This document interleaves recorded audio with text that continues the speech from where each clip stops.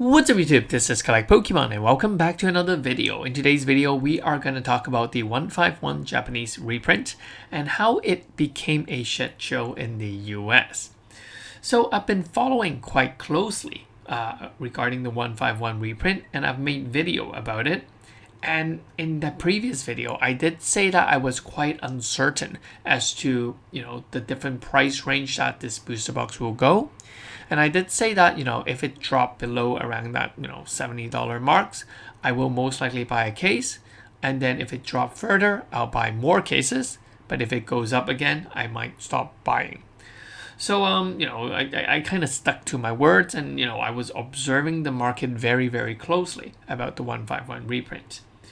And I was also spending a lot of time watching a lot of other YouTubers talking about the 151 reprint.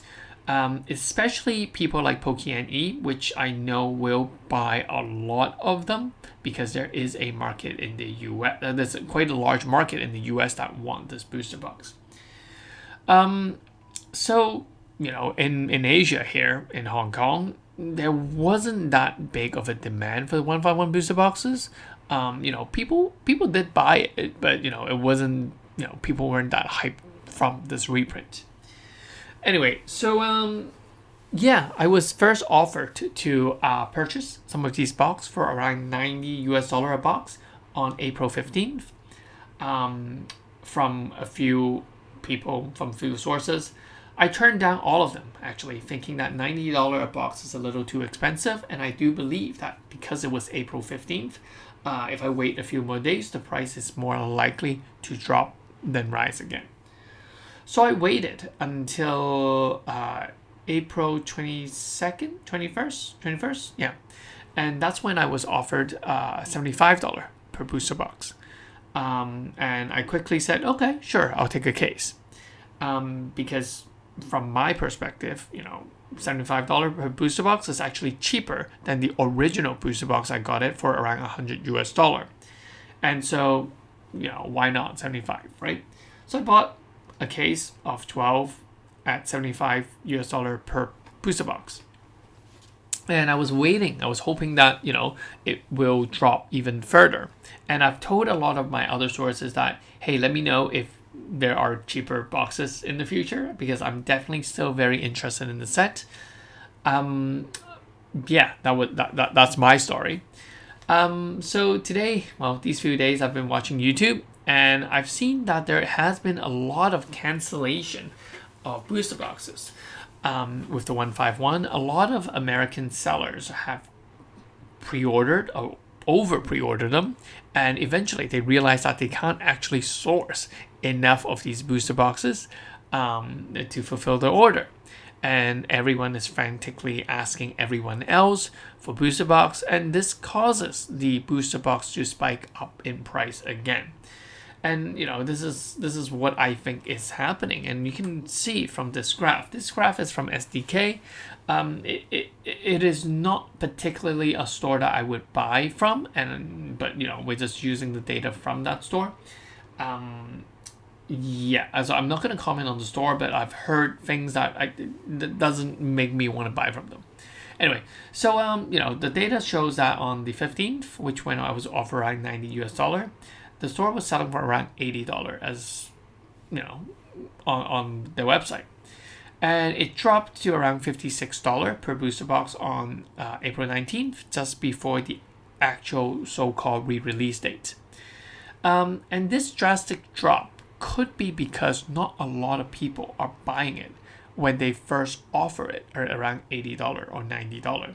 People felt that it was going to drop, and they all speculated it to drop. And therefore, the demand was very, very low. So this caused the price to drop to around $56. And this is when the profit margin became good again. A lot of the US sellers started to pre-order this and sell this at around, $80, $75, $80 per booster box on their website. And obviously, a booster box that came down from $200 and it's down to $80, people thought it was going to be a good buy.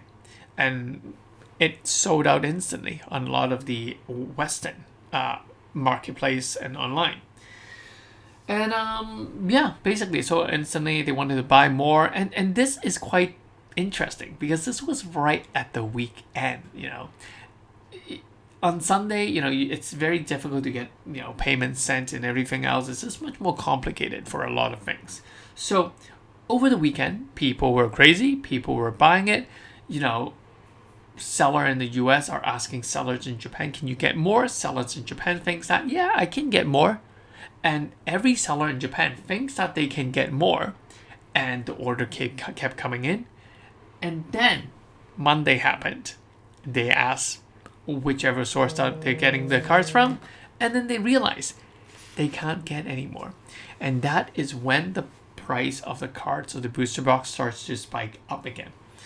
And, I want to show you a flow chart as to, what exactly is happening. So you have the LJD, what we call large Japanese distribution. Who are they? No one knows. Okay, it could be the Pokemon Company. It could be some larger stores. Basically, they distribute out all the goods, all the booster boxes. And they distribute them to different different stores, and different Facebook sellers, who could be individuals. Now, you could either buy from these stores. You can actually maybe be a local, buy from these stores. And these are like your Card Rush, your Card Labos, all these kind of stores. Or even the Pokemon Center, you could buy from there too. And then we have the Facebook seller who actually sells to eBay, who sells to individual, who sells to US stores, and who sells to other Facebook seller. Now, having one layer of Facebook seller is usually not a problem. But if you have Facebook seller that sells to other Facebook sellers, and the other Facebook seller sells to the US store, your IG post, a friend of a friend, that's where problem comes in. And on the right hand side of this diagram, we can see that there are individuals that sells to international stores, that sells to Facebook seller, which sells to more Facebook seller. And you can see it's almost like a pyramid scheme where a lot of these Facebook seller doesn't have the products that they're selling. They're selling it to US store, they're selling it to other eBay seller, they're selling it to your girlfriend, your boyfriend, your mother who thought that this was a good set and you really like it and they're gonna buy it for you. It just becomes a shit show because in the end, no one actually has the products. They all have to go back to the certain one individual or the certain one Facebook seller or the certain store that actually has the product. And then they realize, oh, we sold out. And then what happens? And then the US stores who actually pre-order to the customers are going to go and ask other Facebook seller. And other Facebook seller are going to say, okay, I'm going to ask other Facebook seller. So you get the point. It just gets really, really confusing. And it became a bidding war. Everyone is willing to pay a little bit more to fulfill their order because they don't want the customers to be sad or something like that. And they believe that they can still make a margin if they just make a smaller margin if they pay a higher price. And I think that's exactly what is happening here. It is just, a lot of the so-called reliable sources are actually not very reliable, or at least they thought they were reliable. And, who is it to blame? Really, it's no one. You can't really blame people. This is just how market works. And you can't blame a store for not being able to source the materials because they believe that those Facebook sellers actually have the boxes because they've been buying boxes from them and they always had them. And that's the thing, it's just what it is. And as long as the US stores are refunding, they're losing money on certain transaction fees and stuff, but they're taking a loss. So when the market goes crazy and everyone is trying to get products from this person, that person, and this person, the whole reliability, the whole supply chain just collapses and you can't really blame anyone. I experienced this firsthand with EV Hero, back then I was doing a lot of pre-order. And the source that I actually double checked with him. I'm like, I actually want this much. Are you sure you are able to provide me this much booster box? And he was like, yeah, sure, I was able to. And he promised me he could, because back then this was pre-pandemic. I mean, this was just actually during the pandemics, but this was actually before the hype of the Japanese Pokemon cards, and everyone thought that it was still like before, where we can get as many booster box as we want if we pre-order them early. And yeah, it turned out that everyone wanted Japanese Pokemon card back then, and so I wasn't able to get any. He wasn't able to get any. His source wasn't able to get any. And because of this, no one was able to get anything.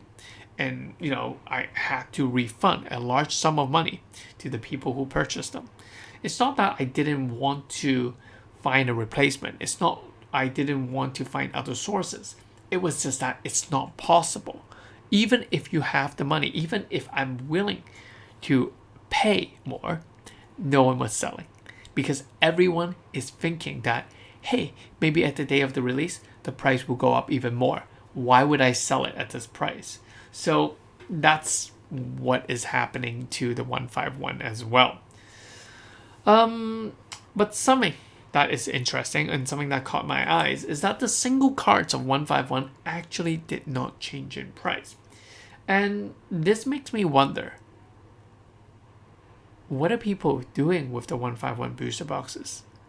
Are they opening them and just keeping the cards because they love the card a lot? Or is no one really opening them and they're just waiting for a time to flip this at a higher price? Because if the single card price remains high, the booster box price will not drop very low. So I don't know. I do think that there is something fishy about what is happening with the 151 booster box reprint. Will there be more in May? I don't know. I've heard stories that there's going to be a second wave in May, but yeah, I'm still just going to wait and see. And this is, I'm going to take a stand that is very similar to my last video. I'm not going to predict what is going to happen with 151 simply because I just don't clearly see what is happening. But what I do see is that if this booster box go down in price to $60, $50, or even $70, it would be a good buy. And I do believe that within a year or two, this booster box will go back up to that $150, $200 price range. But the question is, when are you willing to buy? I mean, yeah, it might go up to the $200 price range, but buying it at $100, going to $200, it just doesn't sit with me. But if I'm buying it at 50 or 60, then I would do it. So that's my opinion. Hope you guys enjoyed this video, and let me know in the comment section what you guys think. Were you able to buy it? And what price were you able to buy the 151 reprint at? I'll catch you guys in the next one. Peace, this is Collect Pokemon. Bye bye.